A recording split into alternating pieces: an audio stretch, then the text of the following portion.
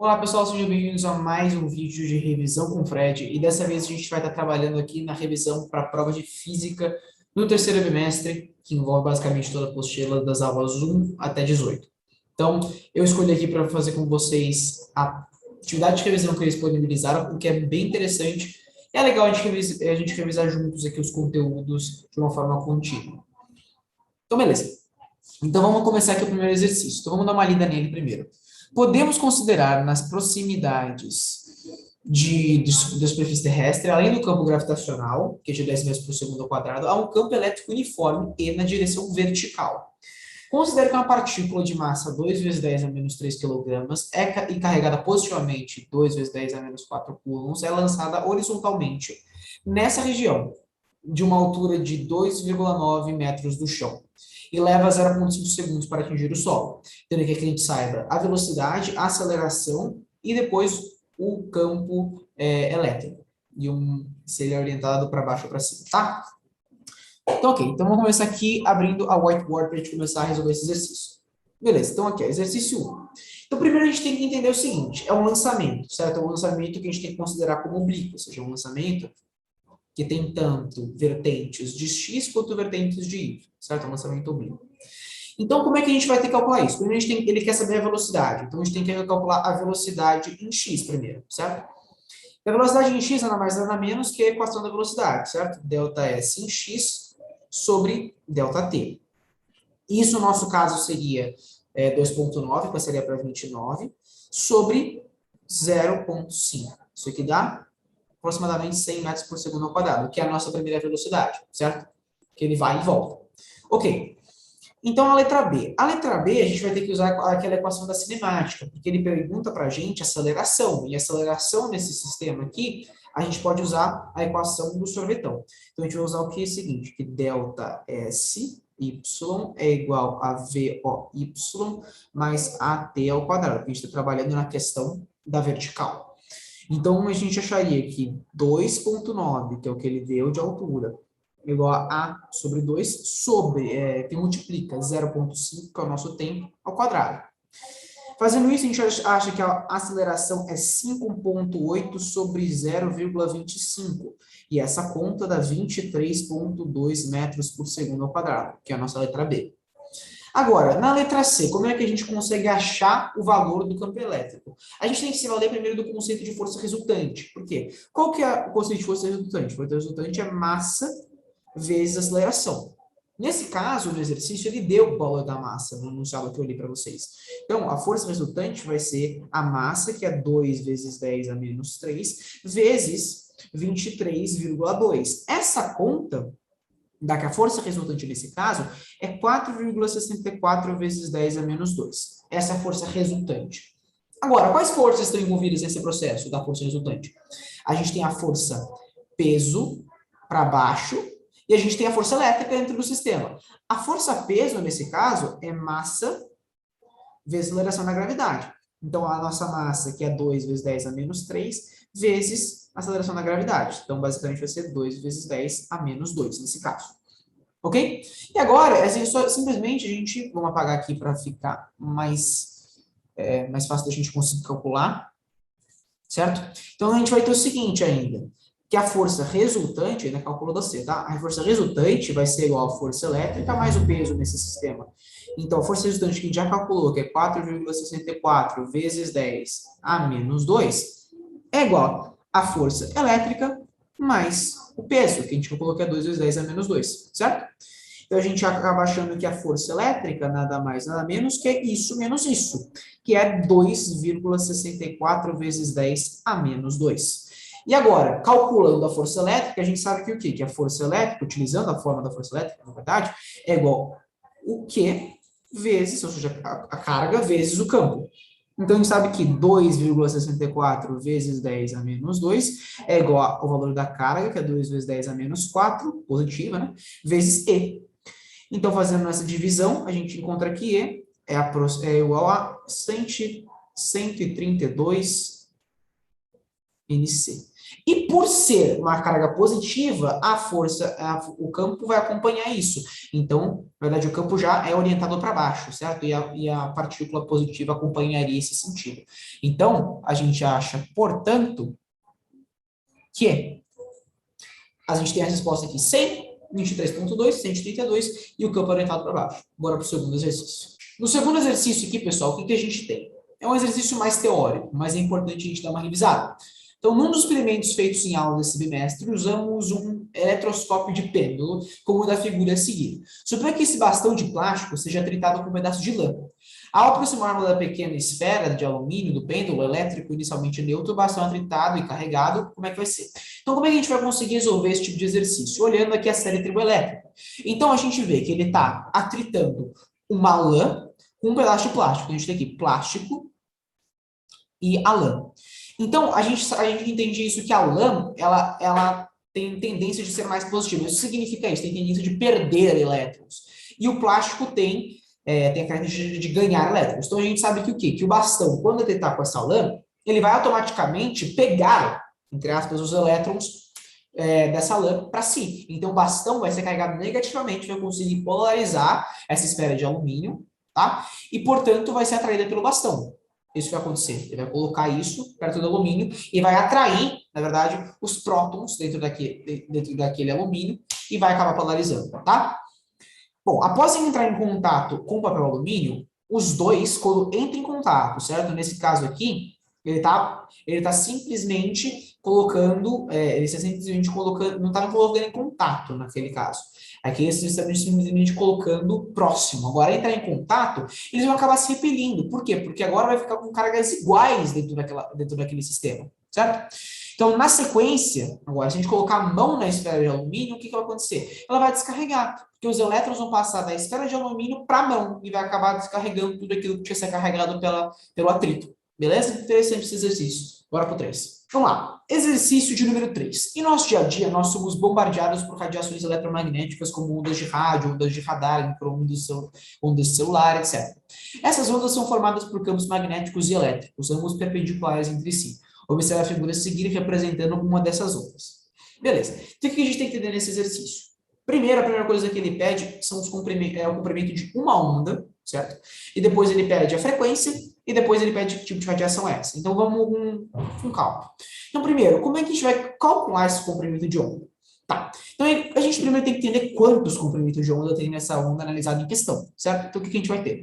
A gente vai ter aqui, ó, então, ó, isso aqui é um comprimento, certo? Daqui até aqui 1, daqui até aqui 2,5. Então, a gente tem 2,5 aqui. Então, tá. Então, vamos aqui para whiteboard para a gente começar a calcular isso. Ok. Então, a gente vai calcular o item A primeiro. Então, a gente sabe que 2,5 de lambda, que foi o que a gente calculou ali, corresponde a 300, aquele númerozinho que estava ali embaixo, tá? E a gente quer saber quanto vale 1, tá? Regra de 3. Então, fazendo essa regra de 3, que vai estar aqui, x é igual a 300 sobre 2,5, tá? E essa conta é igual a 120 lambda. Uma lambda que vale a 120, que é a primeira. Bom, agora ele pergunta a frequência. A gente sabe que a velocidade nesse meio é a velocidade da luz, porque está indicado no problema. Então, a gente sabe que V é igual a frequência, é igual a lambda, perdão, vezes a frequência. Então, 3 vezes 10 oitava é igual a lambda, só que agora a gente tem que adicionar a casa decimal, que é 10 elevado a menos 9, vezes a frequência.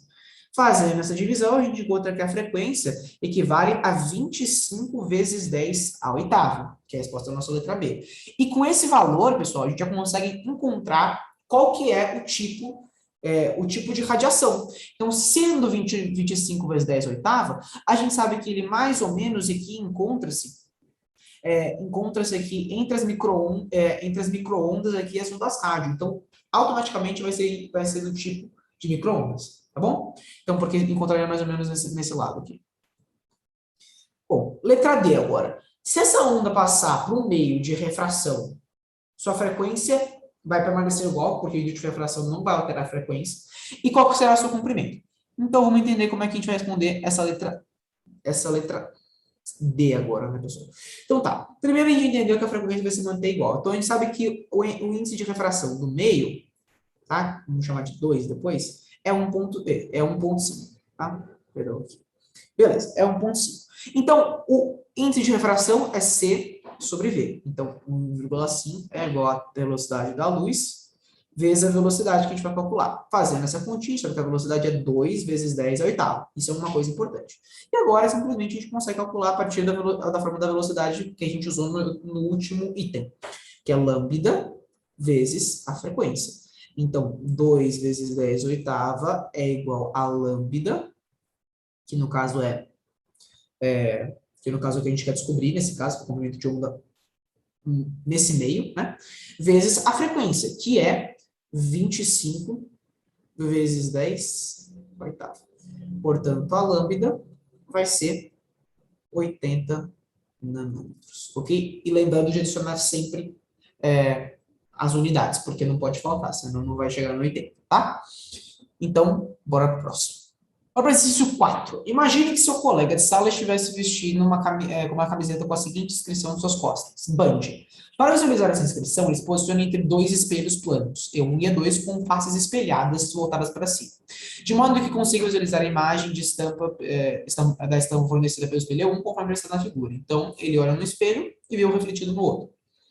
Primeiro, qual que vai ser o que vai aparecer aí? Qual vai ser a imagem que vai ser estampada pelo espelho pelo espelho nesse caso. Então, se ele vai olhar que sendo o espelho plano, não vai haver nenhuma distorção, ele simplesmente vai ver certinho sem ser invertido, no caso band. Agora, qual que vai ser a distância mínima? Isso é interessante. Então, como que a gente vai se valer para calcular esse exercício? Primeiro, vamos lá. Vamos desenhar o esquema. Então, a gente tem aqui um espelho, tá? E1, aqui, e um outro espelho E2, certo? A gente tem aqui um menino com a camisa do Band. Então, a gente sabe que a distância do E1 até isso é 3, porque está escrito embaixo da imagem, e a distância daqui até aqui é 9. Isso que a gente sabe. Bom, e a gente sabe que, para ele refletir isso aqui vai ter uma outra distância 9, e em teoria também veria o Band aqui desse lado.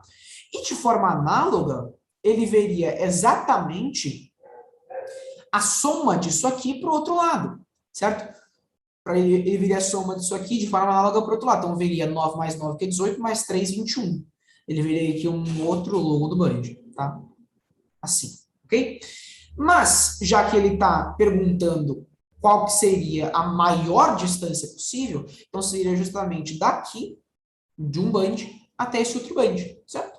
Então, a distância desse Band até esse outro Band seria de 21 mais 3. Por isso, 24 a resposta. Beleza? Bora para o 5. Exercício de número 5. Em um quarto de forma quadrada de largo 7,5 e altura 3, um aluno tem a incumbência de iluminar por completo o teto por meio de uma lanterna voltada para a face refletora de um espelho plano colocado no chão. Se o espelho é quadrado e tem 0,8 metros de lado, a máxima distância H do chão, você deve colocar uma lanterna dividindo se o espelho e a lâmpada estejam centralizados e alinhados no meio do quarto e a lanterna seja uma fonte pontual, será de quanto? Ok. Então, a gente tem algumas coisas para analisar aqui, certo? Então, vamos tentar desenhar aqui direitinho esse quadrado. Na verdade, melhor, pessoal. Vamos fazer uma outra história aqui. Tá, então, o que a gente vai ter aqui? Eu vou usar o annotate aqui para a gente conseguir fazer isso direitinho. Então, o que a gente tem? A gente tem, na verdade, um quadrado. Na verdade, a gente tem um triângulo aqui que se estende daqui até aqui, certo? Passa por isso, pelo refletor. E a gente tem um outro aqui que passa por aqui também, certo? Eles se encontram aqui. Isso é o triângulo gigantesco que a gente tem, que a gente sabe a altura. E a gente também tem esse outro triangulinho aqui. Então, o que a gente tem noção disso aqui? Então, a partir disso, a gente consegue utilizar por semelhanças de triângulo para a gente conseguir resolver esse exercício. Certo? Bem interessante, porque daqui para cá formam os ângulos de reflexão e aqui para cá os ângulos de incidência. Então, a gente vai conseguir calcular isso, eu vou ter que tirar isso aqui, a gente vai conseguir calcular a partir de semelhança de triângulos, o que vai ser bem mais fácil para a gente aqui nesse exercício. Então, vamos embora. Então, por semelhança de triângulos, como é que ficaria isso?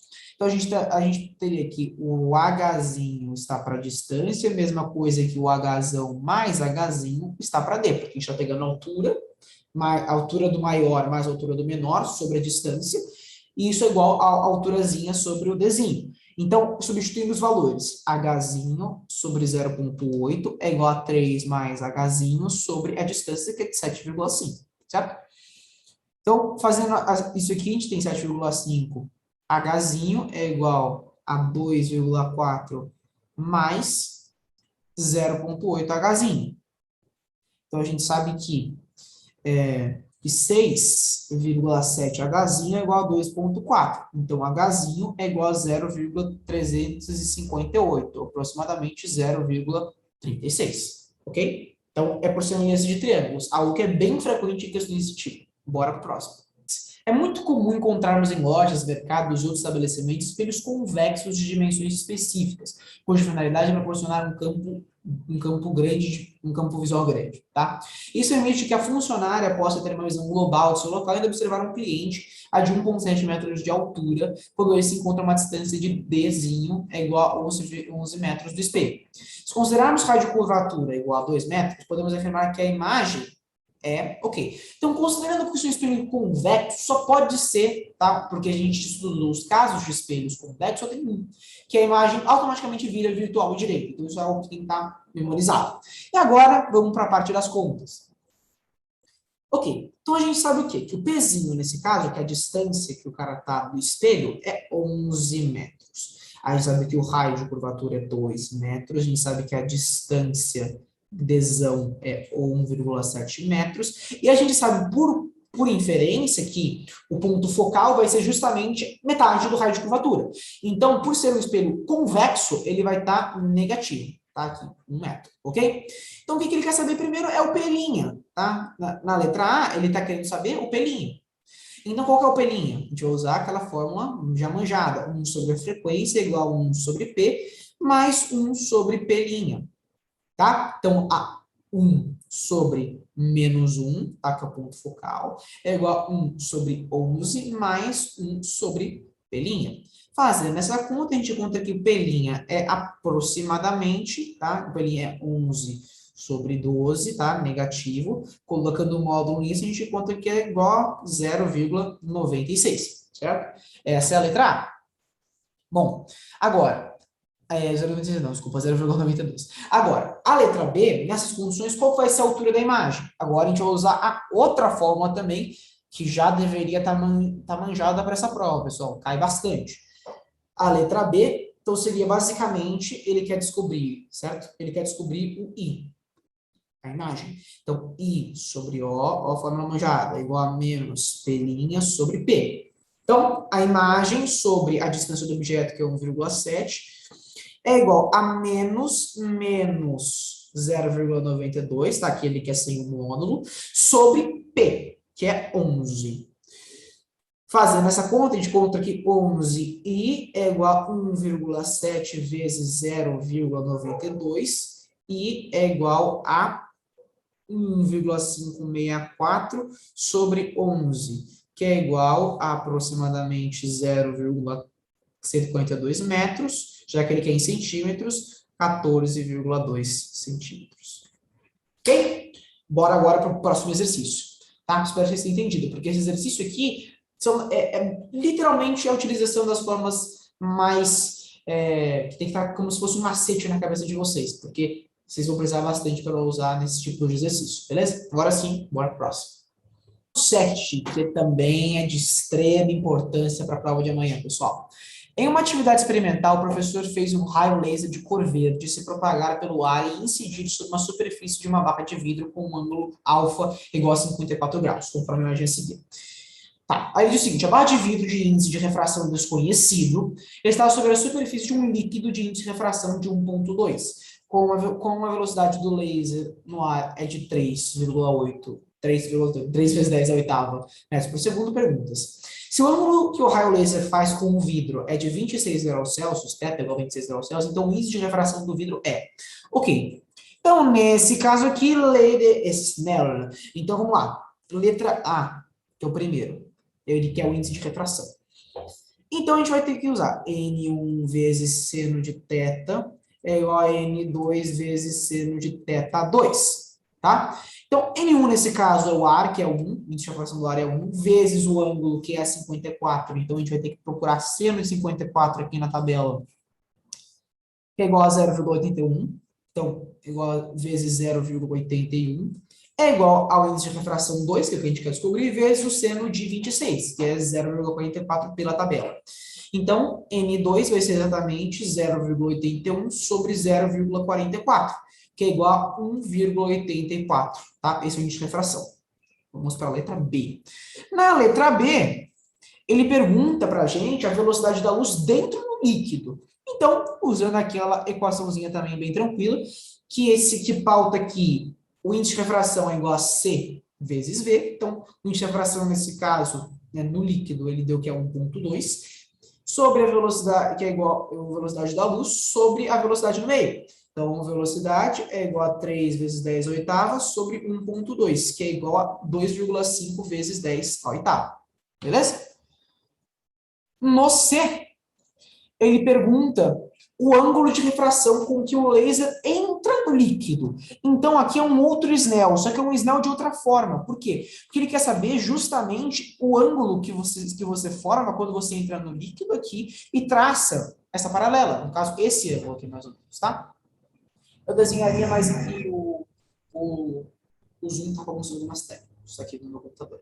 Então, vamos entender aí como funcionaria isso. Um outro Snell. Então, N2 vezes seno de θ2, nesse caso está englobando o ângulo de 26 graus, é igual a N3 vezes seno de θ3. Então, N2 que a gente calculou ali, que é 1,84, vezes o ângulo de incidência, que é 26, vezes 0,44, é igual ao N3, que a gente descobriu que é, na verdade, o N3, nesse caso, é o N do líquido, né? Então, que é 1,2, vezes o seno de θ3.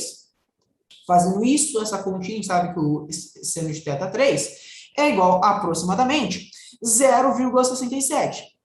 Então, como é que a gente acha o ângulo? Olhando na tabela que ele deu para a gente aqui. Ele deu que 0,67 se enquadra aqui justamente no ângulo de 42 graus, que é a nossa resposta. Entenderam? Muito bacana esse tipo de exercício, porque tem a tabela para você procurar os senos e você lida bastante com lei de Snell nesse caso. Você tem que tomar cuidado com qual índice você está usando e qual meio você está fazendo esse tipo de exercício. Percebe que a gente usou o ar e o vidro, depois aí ele pediu para a gente calcular no líquido. Então, isso pode acontecer na prova. Agora, vamos aqui direto para 8, sem mais delongas. Na foto a seguir, temos uma piscina, a visualização de uma parte da haste peneira submersa na água, cujo índice de refração é de 1,3. Nessa imagem, podemos observar de forma mais evidente os dois fenômenos da luz, a reflexão e a refração. Por quê? A reflexão aqui embaixo, tá? E a refração, que parece que está distorcida a imagem, parece que está quebrada em dois essa haste aqui, né? Então, beleza. Agora ele pergunta uma coisa interessante aqui. A profundidade da imagem da peneira vista fora da piscina é de 1,1 metros abaixo da superfície da água, quando observada de forma quase perpendicular à interface. Logo, podemos concluir que a profundidade real em que a peneira encontra-se abaixo da superfície é. Então, vamos lá. Usando também uma equação que é muito importante nesses exercícios de refração. Então, qual que seria, pessoal? Vamos lá. Então, aqui a gente teria que entender que a gente teria a D da imagem, distância da imagem sobre a distância do objeto, que é igual a o índice de refração do ar, né, que está no ambiente, né, de fora, sobre o índice de refração do meio, que no caso aqui é a água. Então, fazendo isso aqui, a gente encontra aqui a distância que a gente viu é de 1,1, distância da imagem, sobre x, que é o que ele quer saber, que é a distância do objeto, sobre o índice de refração do ar, que é 1, sobre o índice de refração do meio, que no caso é a água, que é 1,3. Fazendo isso, é simplesmente 1,1 vezes 1,3, que é igual a 1,43, a nossa resposta. Beleza? Bem tranquilo, só que também importante. Dá uma olhada. Vamos para o próximo. O telescópio é um instrumento óptico que permite às pessoas enxergar objetos distantes, como planetas, estrelas e objetos no espaço cósmico. Há dois tipos deles, os refratores e os refletores. São esses mais poderosos que os refratores. Alguns deles utilizam prismas de reflexão total ao invés de espelhos para refletirem os raios. Na imagem a seguir, podemos ver um desses prismas que foi produzido erroneamente com índice de refração igual a 1,5. Então, já está dado o índice de refração. Os ângulos V são iguais a 24 graus. O ângulo também de refração também está dado. Então, o que a gente pode inferir nisso já? Que a gente vai ter que utilizar o Snell, basicamente. O ângulo de refração, como os emergem da face AV do prisma vale. Então, beleza. Então, entendendo isso aqui, vamos aplicar já o nosso famoso Snell aqui na letra A. Então, o índice de refração do prisma vezes o seno, tá, do ângulo incidente, tá? É igual ao índice de refração do ar vezes o seno, tá? Do ângulo de refração, tá? Então, tudo bem. Então, o que ele deu? O índice de refração do prisma, o índice, perdão, de incidência do prisma é de 1,5. E o ângulo que ele deu é 24, se eu não me engano. Então, vamos olhar aqui. 24 é 0,41. Então, a gente tem aqui que é 1,5 vezes o seno de 24, que é 0,41, é igual a 1 vezes o seno do θ de refração, que é o que a gente quer descobrir, tá? Então, fazendo essa continha aqui, que é simplesmente multiplicar o ângulo, o valor de 1,5 vezes o valor de 0,41, que dá 0,615, tá? Então, a gente vai ter que olhar qual ângulo que tem aproximadamente esse seno, tá? Que seria entre 86 e 88, no caso, 37. Então, a nossa resposta aqui seria 37, tá? Então, vocês têm que saber como mexer com essa tabela. Agora, B. O índice de refração correto desse material do prisma, como é que tem que ser o índice correto? Porque ele diz que o índice foi produzido erroneamente. Então, o índice, como é que tem que ser? Então, vamos usar também uma formulinha que é interessante. O índice a gente descobriu que é igual a 24 graus Celsius, na verdade, o ângulo que ele está trabalhando, certo? Então, o índice de incidência. Então, esse índice de incidência é 20 graus Celsius, tem que ser maior que o índice que é o certo. Então, o seno de 24 graus Celsius tem que ser maior que o seno desse índice correto. Então, seria 0,41 é igual a 1, que é o do ar, certo? Então, a gente tem que saber do ar sobre o N do prisma. Então, o real. Então, o N do prisma, na verdade, seria 1 sobre 0,41, que é igual a 2,44, tá? Esse tipo de análise aqui é de extrema importância para resolver tipo de exercícios que te dizem que o índice de incidência está incorreto, para você achar depois o correto. Beleza? Bora para o exercício de número 10. O 10 aqui é mais um exercício teórico, não tem conta alguma, que é sobre fibra óptica. Então, as fibras ópticas possuem várias aplicações. Talvez a mais conhecida seja o seu uso para a internet ou a telecomunicação em geral. Nesse caso, algumas das vantagens que apresentam em relação ao fio de cobre é a menor perda de intensidade do sinal e o fato de não sofrer interferências eletromagnéticas. Porém, essa não é a sua única aplicação. Atualmente, elas são também usadas em exames médicos. Por meio delas, é possível conduzir a luz até os órgãos internos, permitindo que o médico visualize estruturas do corpo humano sem necessidade de cirurgias muito invasivas. Então, vamos entender como é que funciona a fibra óptica. As fibras, em geral, possuem duas camadas, a mais interna, um núcleo e um revestimento. A luz é transmitida no núcleo. Na figura, assim, podemos ver o princípio de funcionamento dessas fibras. Faz-se incidir um feixe de luz numa ponta da fibra. Esse feixe então percorre mediante reflexões, porque percebe aqui que ele vai fazendo reflexões aqui, tá? Sucessivas. A luz permanece confinada no interior devido a uma diferença do índice de refração entre o revestimento e o núcleo. Sendo que, para isso, o núcleo deve possuir uma maior refringência, porque assim consegue promover a propagação da luz. Assim, dependendo do ângulo de incidência do feixe de luz e quanto menor de reflexão total. Tá? Então, isso aqui é bom dar uma estudada nesse texto aqui para lembrar o funcionamento das fibras ópticas, tá? Então, vamos agora para o exercício pro penúltimo, de número 11. O exercício de número 11 aqui é um exercício bem legal, é bem tranquilo, já caiu bastante, já, até na avaliação especial. Dois corpos A e B idênticos e carregados com cargas elétricas de módulo 26 e 87, respectivamente, se atraem com determinada força. Eles são postos em contato e, após equilíbrio, são separados. Um desses corpos, quando colocados nas proximidades de um terceiro corpo C, é atraído por ele. Esses dois corpos são, então, colocados em contato e depois separados. Sabe-se que antes desse contato, a carga C era de menos 5 microcoulombs, tá? Portanto, ao final, esses dois corpos ficarão neutralizados com carga de mesmo sinal e de módulo. Então, vamos entender como que a gente resolve esse exercício. Um exercício bem tranquilinho.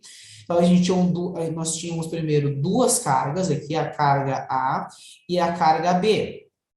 A carga A, nesse caso aqui, tinha o valor de 87, de 26, perdão, e a carga B de 87, tá? E elas foram postas em contato. Significa isso que elas vão depois, no final, quando separadas, possuir a mesma carga. Então, 87 menos 26 sobre 2. 8 menos 7 menos 26 sobre 2 dá 61 sobre 2. 61 dividido por 2 dá 30,5, tá? 30,5. Então, tem que ficar 30,5 para A e 30,5 para B, tá? Para QA linha e para QB linha, tá? Agora, você vai colocar uma outra carga em aproximação, que é a carga C. Então, ficaria o mesmo pensamento, certo? Porque tanto faz, porque ele diz aqui, né? Mas qual que seria para ele? A carga A ou a carga B? Tanto faz, diz que C é idêntica. O enunciado especifica bem claro que a carga C é idêntico tanto para o corpo A, tanto para o corpo B. Então, tanto faz com que você mexe. E, além do mais, os valores são os mesmos. Então, o que a gente vai ter aqui?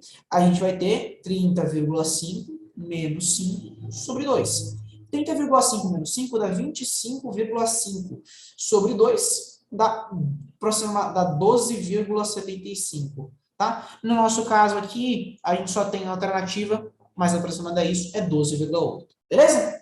Bora para o último exercício agora. O exercício também é um mais teórico, que é o seguinte: na imagem a seguir, uma pessoa colocou-se à frente de uma colher com face voltada para ela e por meio de raios refletidos formou-se essa imagem. Então, o que a gente pode inferir dessa imagem? Então, ele quer saber como é que, qual das opções abaixo corresponde corretamente os raios que saem da pessoa e formam a imagem conforme o que foi mostrado para a gente aqui. Então, o que a gente tem que entender nesse caso aqui? A gente tem que entender que a pessoa está de frente para uma colher, certo? E quais são os tipos de característica da imagem que está estampada nessa colher? Primeiro, ela é côncava, então a gente pode já excluir todos os exemplos que têm a ver com convexa. Então, a gente vai estar trabalhando com um caso de concavidade aqui. Então, como é que está a nossa imagem aqui? A imagem está menor, porque a pessoa é muito infinitamente maior do que a imagem que está estampada aí na sua colher. Ela está invertida e ela é real. Tá? Então, qual é o caso de espelhos côncavos, nesse caso, que a gente teria exatamente as características que eu acabei de listar para vocês? Seria a única alternativa possível, a letra A, onde a pessoa está antes do centro de curvatura, fazendo com que a imagem fique colocada entre o centro de curvatura e o ponto focal, tá? Fazendo com que a imagem seja invertida, menor e real. Beleza? Então é isso, pessoal. O vídeo acaba por aqui. Essa foi basicamente uma tomada de conceitos importantes. A revisão é realmente bem bacana. Quem não fez ainda, eu recomendo que faça, porque treina esses conceitos bem importantes para a prova de física de amanhã. Também recomendo que vocês refaçam os exercícios do quadro de atividades, tá? Da apostila de física, porque são realmente bem interessantes e testam também a capacidade de vocês com exercícios mais complicados. Revisem também essas fórmulas importantes que eu mencionei aqui no vídeo, os casos de concavidade e o caso também dos espelhos convexos e os espelhos planos, tá bom? Então é isso, bons estudos para vocês, descansem bem, boa prova amanhã para todos, tá bom? Se inscrevam, deem like no vídeo e compartilhem. Abraço!